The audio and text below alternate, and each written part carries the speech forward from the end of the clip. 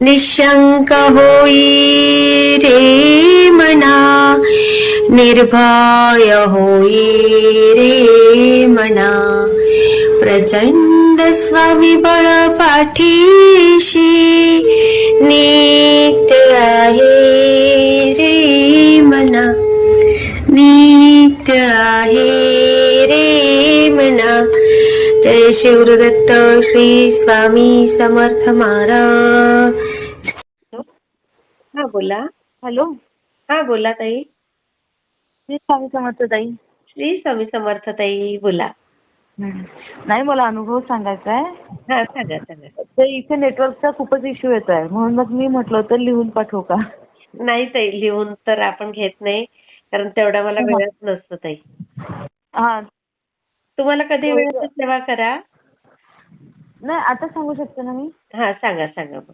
आता जोपर्यंत नेटवर्क व्यवस्थित आहे तोपर्यंत सांगेन, मध्ये कट झाला तर कट झाला असं. बरं बरं बरं. हा हा, मी आहे ना डॉक्टर आहे. मी नागपूरला राहते. अरे बापरे, तुम्ही डॉक्टर आहात?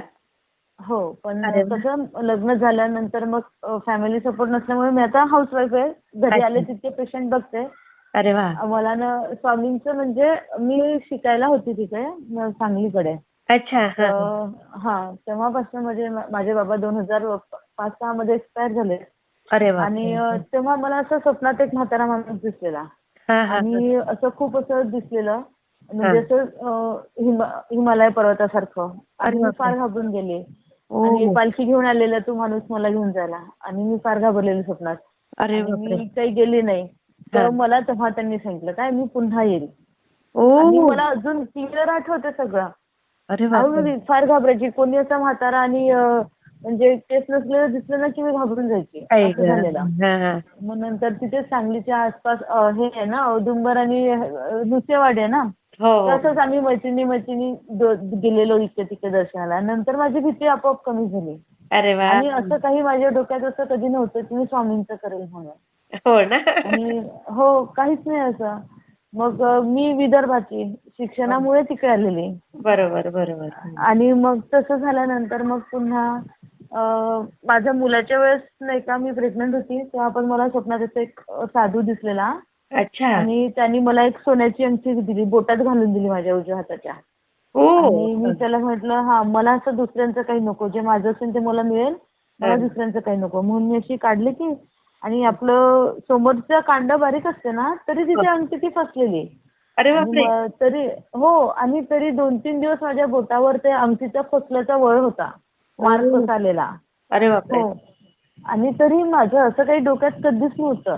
आणि कसं माझं लव्ह मॅरेज आहे, घरच्यांच्या विरोधात. अरे फॅमिलीमध्ये काही असं म्हणजे ऍक्सेप्टेड नाही 100%, सपोर्ट नाहीये, पण येणं जाणं आहे. अच्छा. असं आहे. तर मग काय केलेलं, तर ते असं झालं. तर मग मी आईला दाखवलं. मग आईने 1-2 जणांना विचारलं. तर मग ते बोलले की तिच्या बाळासाठी आशीर्वाद असेल तो तिला कळाला नाही, असं नाही का. आणि मग नंतर माझी एक वहिनी आहे, ती स्वामींचं फार करते. अच्छा. ती मला आता माझ्या लग्नाला 13 वर्ष झालीत.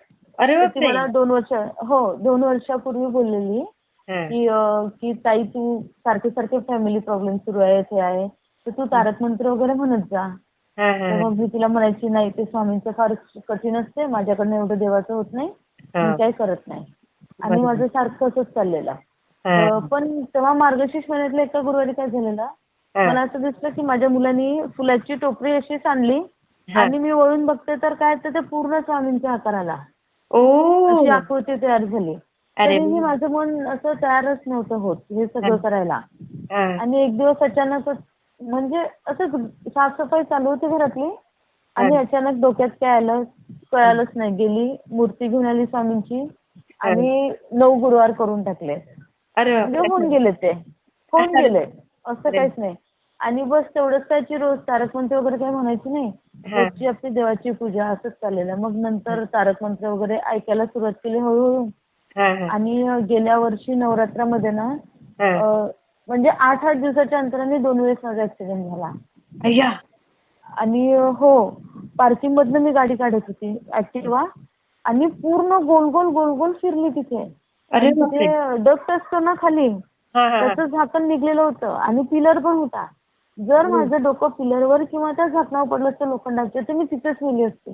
बापरे. पण ज्याला पण गाडी चालवता येईल ना तो कोणी पण म्हणेल की जर गाडी अशी गोल फिरून आपल्या अंगावर पडली तर आपण खाली पूर्ण झुकतो. हो. पण मला स्वतःला जाणवते की मी सरळ बसलेली होती, मला मागून सपोर्ट होता. अरे बापरे.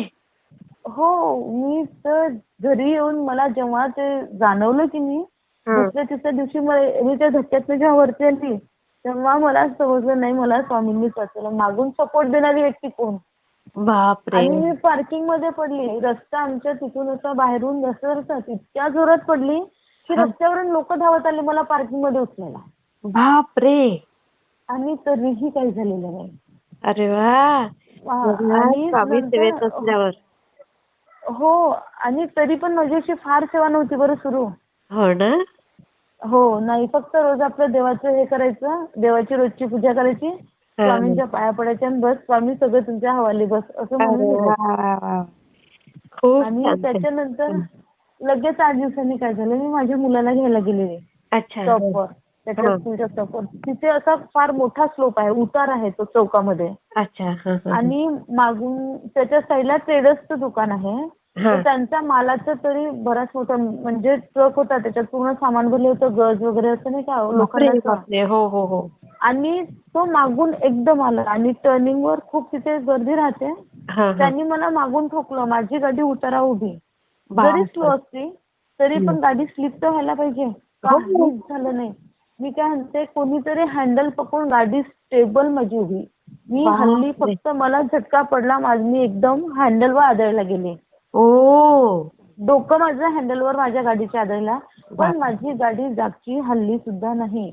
आपण स्टँडला लावलेली गाडीसारखी गाडी उभी राहिली. 8 दिवसाच्या फरकाने. तेव्हा पण मी घरी आली आणि स्वामीला म्हटलं स्वामी बस तुम्हीच आहेत पाठीराखे, बाकी कोणीच नाही. हो खरंय ताई.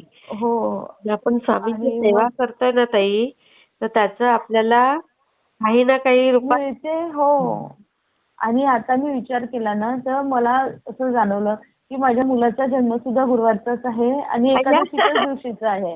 हो, एकादशीचाच आहे. आणि ह्या सगळ्या गोष्टी जेव्हा मी केंद्रीय दादांशी बोलले ना एकदा, त्याच्यानंतर मी विचार केल्यानंतर मला सगळ्या गोष्टी जाणवल्या. आणि दादांना मी म्हटलं की दादा असं झालं तर दादा मला बोलले की ताई तुझ्या लक्षात कसं नाही आलं, स्वामी तुला कधीपासून रक्षण करत आले तुझं म्हणून, स्वामी कधीपासून तुला साथ देत आले म्हणून. आणि मग आम्ही नवीन घरात शिफ्ट झालेलो ना तेव्हा पण खूप प्रॉब्लेम आलेत वास्तूसाठी वगैरे.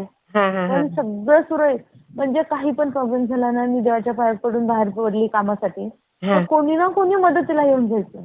अरे वा. म्हणजे मला अपेक्षित नसताना कोणीही मदतीला यायचं. लिटरली सिलेंडर पोहोचवणारे जे असतात की नाही त्यांनी सुद्धा मला मदत केली कागदपत्र जमा करून द्यायला. अरे वा. हो, म्हणजे स्वामी कोणाच्या ना कोणाच्या रूपात येतच होते ताई.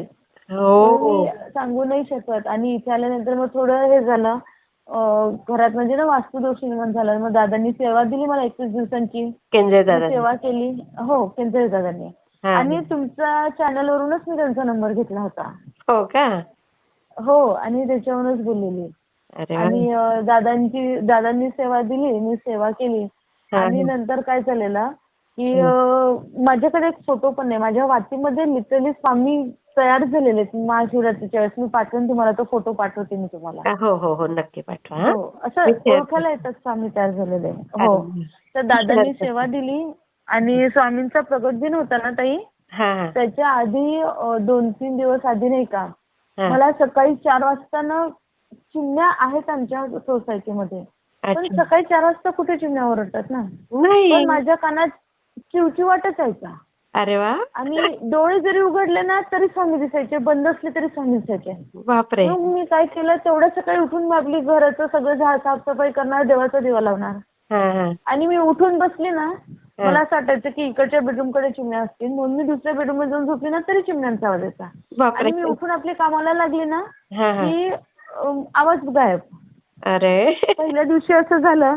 मग मी दादांना फोन करून दुसऱ्या दिवशी विचारलेलं आणि कोइन्सिडेंटली माझा फोन त्यांनी रिसिव्ह पण केला. अरे वा. दादा म्हणे तुला कळत कसं नाहीये, स्वामींचा प्रगट दिन आलाय आणि स्वामी तुला दर्शन देत आहे, तू सकाळी उठून पूजा करत जा.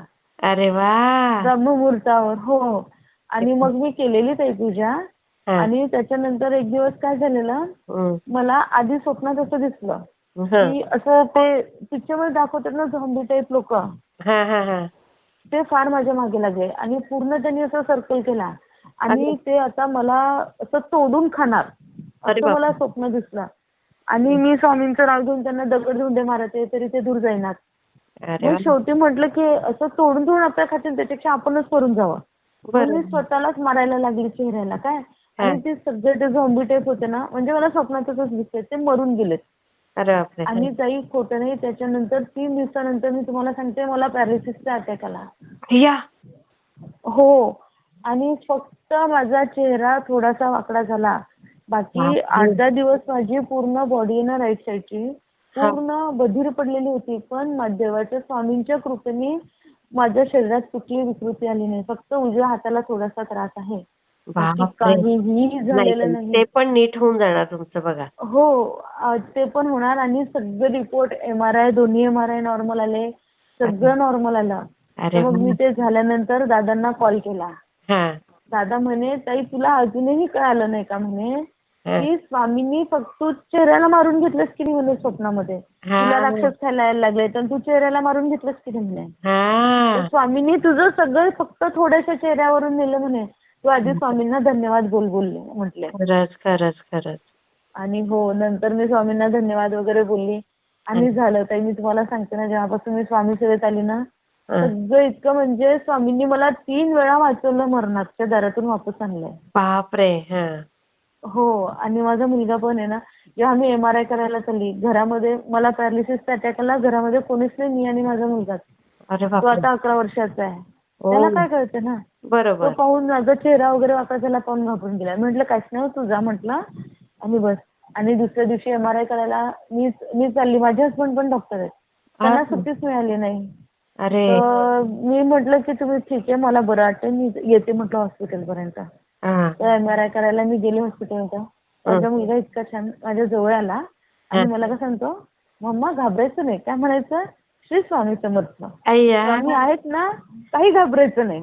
अय्या. आणि खरंच माझे सगळे एमआरआयचे रिपोर्ट वगैरे सगळे नॉर्मल आले. अरे वा. त्याच्यानंतरच्या ब्लड टेस्ट वगैरे सगळ्या नॉर्मल आल्या. वा. म्हणजे मागे मला असं वाटत होतं मी म्हणजे मला असे स्वप्न पडले आणि मी असं स्वामींचा एक्सपिरियन्स कोणाला सांगितला तर सगळे मला काय म्हणतील की डॉक्टर असून अंधश्रद्धा आहे. हा. पण जेव्हा मला आताचा जो एक्सपिरियन्स आला ना 2 महिन्यापूर्वीचा, हा. त्याच्यानंतर मी म्हटलं जाऊ दे, ज्याला जे वाटायचं ते वाटू देत. मला माझा अनुभव सांगायचा. अगदी बरोबर आहे ते. आणि आता इथून पुढे हो. बघा स्वामी तुम्हाला किती छान छान अनुभव देतील. आणि हो. आणि मोठे वाचवलंच त्यांनी मला. हॉस्पिटल ऑपरेशन करण्याच्या आधी सुद्धा डॉक्टर्स त्यांच्या हॉस्पिटल मधल्या मूर्तीला नमस्कार करूनच ते कुठले ऑपरेशन करायला जातात ताई. हो तेच ना. हा. आणि नाही खरंच ताई मला स्वामींनी 3दा वाचवलंय. हो मी खरंय. तुमची खूप आभारी आहे. खरंच खरंच. तुम्ही मी माझा share अनुभव करते. करा शेअर. हा. हो हो नक्की करा. मी समजते. आणि मी तुम्हाला तो फोटो पण पाठवते. हा. बरं श्री बरं. स्वामी समर्थ ताई. मी समज. वाटला ते मला कमेंटमध्ये नक्की सांगा. आणि व्हिडिओ आवडला असेल तर लाईक, शेअर आणि सबस्क्राईब करायला विसरू नका. आणि हो, तुमचेही असेच काही अनुभव असतील तर या दिलेल्या नंबरवर रात्री 9 ते 10 ह्या वेळेमध्ये तुम्ही शेअर करू शकता.